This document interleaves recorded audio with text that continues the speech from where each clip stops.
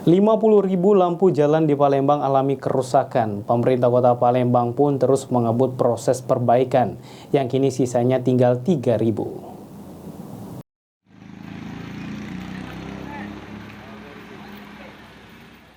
Saat ini masyarakat Kota Palembang masih banyak yang mengeluhkan sejumlah titik lampu penerangan jalan yang padam baik di jalan nasional ataupun jalan kota dan dalam lorong atau gang.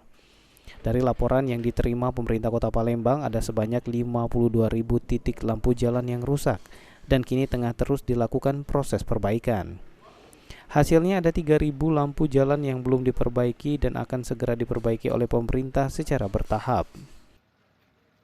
Kalau jumlahnya jumlah titik lampu kan ada 52.000, terus untuk pemasangan baru di angka 30.000-an, tetapi yang rusak masih di angka bisa 3.000-an. Ini terus kita secara berangsur.